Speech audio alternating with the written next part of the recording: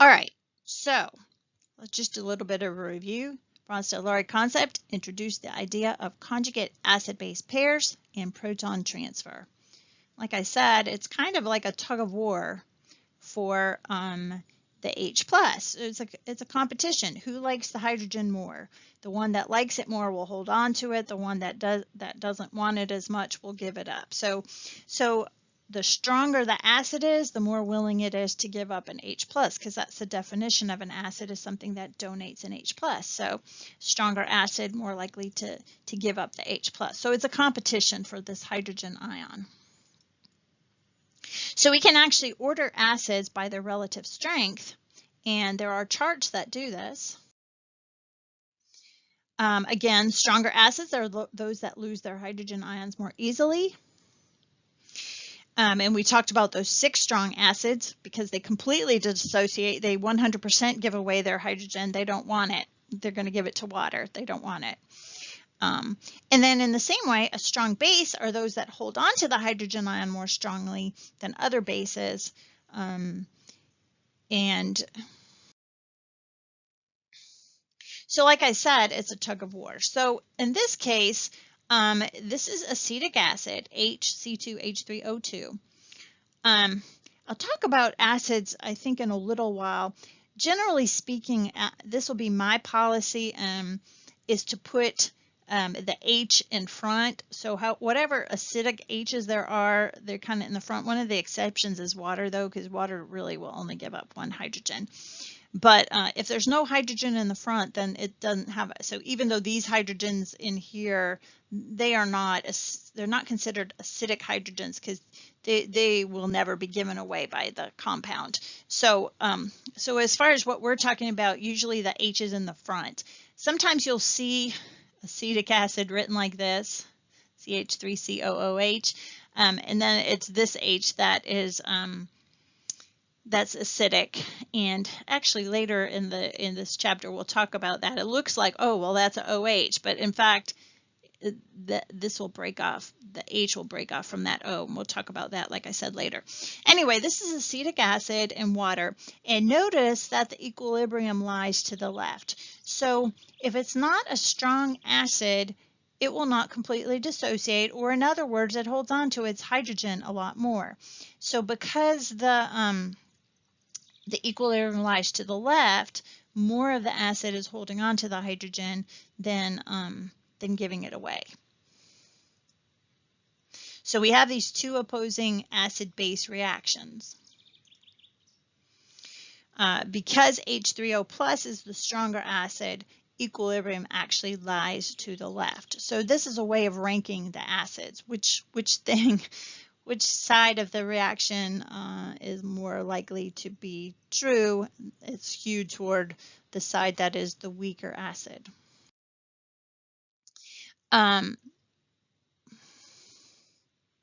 So like I said, you can actually rank them.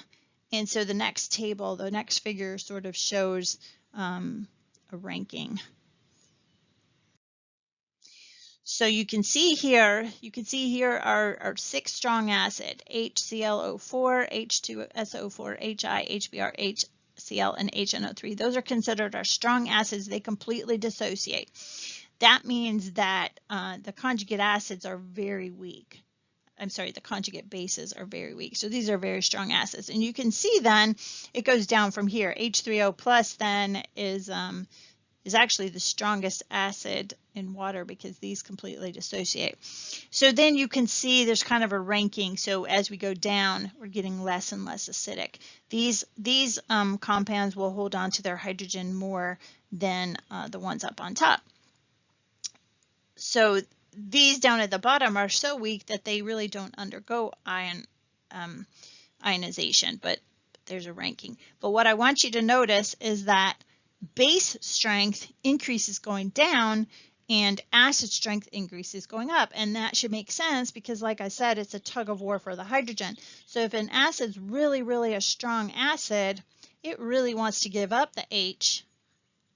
That means that the conjugate base really, really doesn't want the H back. It's like You know, if this one really wants to give it away, it doesn't really want it back. It can't work both ways. So our strongest acids will have the weakest conjugate bases, and then our weakest acids down here at the bottom will have the strongest conjugate bases. And so there is this inverse relationship. So we can actually predict the direction of an acid-base reaction by looking at the table. Reactions always favor the weaker acid. It'll always go from the stronger acid to the weaker acid, from the stronger base to the weaker base. So you might have to pause and rewind or something to look at that chart, but if I want to know which side of equilibrium, which side of this reaction is favored, what I have to do is figure out what are the two acids. And of course, the acids have to have the hydrogen. So HF is an acid, and HSO4 negative is an acid. Remember that the reaction will always go from the stronger acid to the weaker acid, so we have to figure out which of these two acids is stronger. It will be higher up on that chart. According to that figure, HSO4 negative is stronger than HF, so that means the reaction will go, it'll hang out toward the left. It won't be a very good reaction the way it's written. The more HF and SO4 negative 2 will predominate. So this reaction will favor reactants, meaning the weaker acid, and so the reaction will mostly go to the left. A different way to ask it, but the same idea. Well, H2CO3 and HS negative react to give any product. So in other words, is this reaction going to the right, is this favored or not favored? So again, we have to pick out the two acids. This one's a little bit harder because everything has a hydrogen. So what we have to do is make sure and look by elimination. So H2CO3 has the extra acid, the extra hydrogen, so this has to be the base on that side, and then this will have to be the base on this side, and H2S, because H2S has the extra hydrogen. So our two acids are H2CO3 and H2S. So again,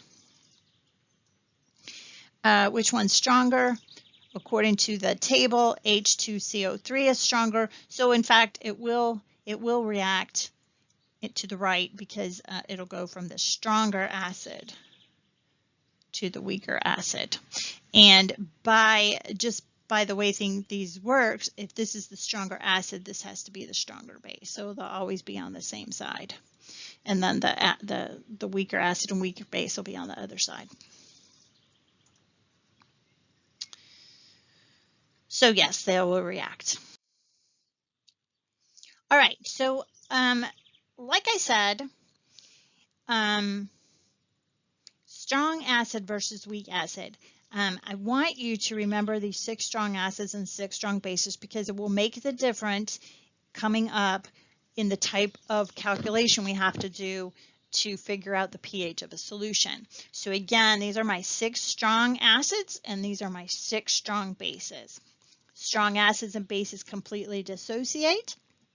And so we know the concentration of the acid is actually the concentration of the strong acid, since it completely dissociated, is also the concentration of the H+. The concentration of the OH negative and the concentration of the base will be equal to, or in the case of these 3, doubled for the OH negative concentration. So we can find pH directly from the concentration of our 6 strong acids and 6 strong bases. If it's not a strong acid or a strong base, that means it will hold on to that hydrogen in the case of acids, or in bases, it will donate the hydrogen much more readily, or less readily if it's a weak base.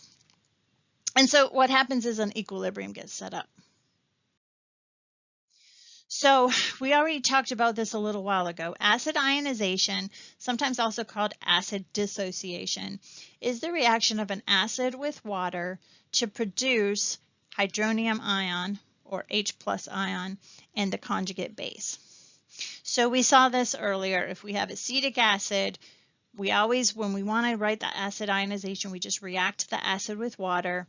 Then we get H3O+ as one product, and then the conjugate base as the other product. So this is our acid ionization. And since we know it doesn't dissociate completely, that means it sets up an equilibrium. So if I said to you, oh, my concentration of acetic acid is 0.1 molar, we couldn't say, oh, well, that's got a pH of 1, because pH depends on H3O plus concentration. And if not all of the acid dissociates, if more of it holds on to the hydrogen, there'll be less than 0.1 in solution because it's in an equilibrium. So the pH is going to be much greater than 1. And we can't figure it out directly. We're going to have to set up an equilibrium kind of chart table like we did in the last chapter to figure out what the hydrogen ion concentration is, because it's not completely dissociated. So that is the main difference between a weak acid and a strong acid. So we have to find out the H3O plus concentration some other way. All right, so as you might imagine, there's a K value associated with our acid ionization constant. So if we consider a generic monoprotic acid, HA, this is the acid, it donates an H plus to the H2O, so we get H3O plus and A minus. We can write the equilibrium expression. So Kc equals H3O plus times A minus over HA times H2O. Generally speaking, in aqueous solution, the H2O is considered a constant. So we're from our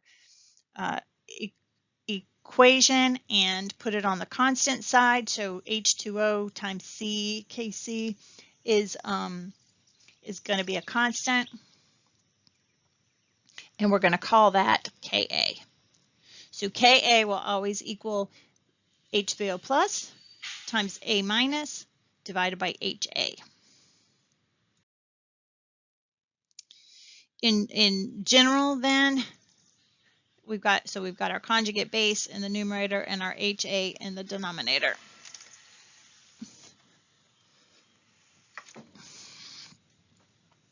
The Ka is often called the acid ionization constant.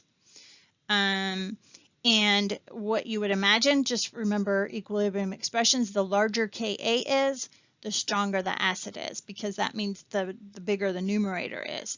The smaller Ka is, the weaker the acid, because the larger the denominator is, which is so the less it will dissociate.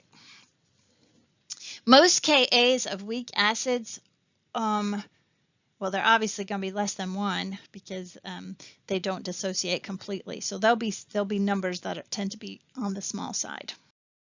So here's just some examples of some Ka values. And I'll just warn you, if you're doing a problem and they don't give you the Ka value, they're assuming that you can look it up on the table. So most of the time they'll give it to you in a problem, and especially on a test, I will give it to you unless it's the thing you're trying to find. But the information will be given to you. But in homework, it may not be. So just keep in mind that you can look up Ka values on this chart. So acetic acid, one of our most common acids, has a Ka of 1.7 times 10 to the minus 5. Benzoic acid. Boric acid, which is a much weaker acid, you can see is a much smaller Ka.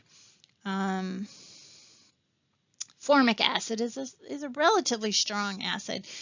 The HSO4, so remember we said that the first H on H2SO4 completely dissociates. The second one is actually pretty strong too, but it doesn't dissociate completely. Notice that if a acid has more than one hydrogen, so here that's acidic, our carbonic acid, H2CO3, can lose its first hydrogen, and then it can lose its second hydrogen, and notice that the Ka value is much smaller. It's harder to lose the second one than it is to lose the first one. Same thing down here, which H2S and HS negative. Here's just some more. Nitrous acid, oxalic acid. So you can see the smaller the number, the weaker the acid, the larger the number, the stronger the acid. However, the main thing is that they're all considered weak acids because they do not completely dissociate. So the degree of ionization is then just the fraction of how much dissociated compared to how much do you have. And so we can actually measure that, or we can calculate it. So pH is often used to determine what percent is dissociated, because pH is a measure of the H3O plus concentration, which is how much of the products have dissociated to give our products. So let's look at an example here. So nicotinic acid is a weak monoprotic acid. And again, notice, I think I'll talk about it again later, but it's written like this. Most of the kind of problems you're going to get will be written in any of the, again, the H's on the front are only the acidic H's. And so that's going to be my kind of policy, or my plan is to always write the acidic H's first. There may be other H's that are not, and it has to do with structure and how easy a molecule is willing to give away the H. So some hydrogens are not considered acidic. So the formula is not super important, just that you know that it's the first hydrogen that's being given away. All right, so nicotinic acid has this formula. And if I have a 0.012 molar solution of the acid, it has a pH of 3.39. Obviously, if it was 100% dissociation, then we'd be able to take the negative log of 0.012, and we get the pH, which is, what is that? 0.012, take the log of that, would be 1.9. So clearly it's not completely dissociated because the pH is greater than 1.9. Anyway, so we want to know what is the Ka for this, and then what we also want to know is what percent has ionized, how much of it has ionized. So that's kind of what we're trying to do. So let's write the equation out. I think, and you can do this too, I think what I've done in this is just kind of taken all of this and made it easier to write. Just write NiC, Nic, and H. So, again, because it's not completely dissociated, the amount of H plus is going to be less than 0.012, which we'll see. And we abbreviate it like this. So when we write the equation, you always start out by writing the acid equilibrium. So here's my, and if you wanted to, you could just, if you didn't want to, you could do this too. You could write it like that, and then over here this would be C6H4NO2 negative. You don't have to abbreviate it. I think it was just easier to type all this out that way. So it's up to you. If you want to, you could just write it like this, and then of course just take away the H on the product side. All right, so this is my equilibrium. We can write our Ka expression. Oh, let's see what we're going to do. We're going to set up an ice chart. So we're going to decide how much of it dissociates. We're going to call that X. So here we're setting up our chart. So our initial concentration of the nicotinic acid is 0.012 molar. We know not all of it's going to dissociate, only a little bit it's going to dissociate. We don't know how much. That's what we're trying to find out. Of course, before it goes into equilibrium, these values are 0 on the right. Well, we know if nicotinic acid loses this much disappears, so this H-nic dissociates, in other words, then we'll get X amount of H3O plus and X amount of the nicotinate, the conjugate base. And so at equilibrium, we'll have 0.012 minus X, X, and X. So we can set that into our equilibrium expression.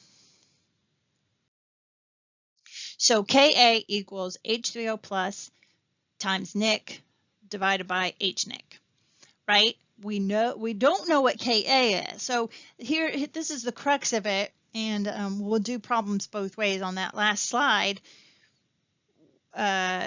if we plug in what we know from that last slide, we get this, right? So this equation is it's got two unknowns, Ka and X. So we're going to have to figure out one or the other of the two because we can't find Ka unless we know X. So the key goes right here. They're telling you what the pH is. What is pH? pH is H3O plus. Well, pH is negative log of H3O plus. And we know that, so that's the negative log of X, because we set X, H3O plus is equal to X. So we can find, since we know what the pH is, we can find out what X is from using this equation. So we can take the inverse log negative pH to find out what H3O plus is. Since we know the pH is negative 3.39, 10 raised to the negative 3.39 is 4.1 times 10 to the minus 4. And so that's equal to the H3O plus concentration, which is also equal to X. So now we can plug that into our expression.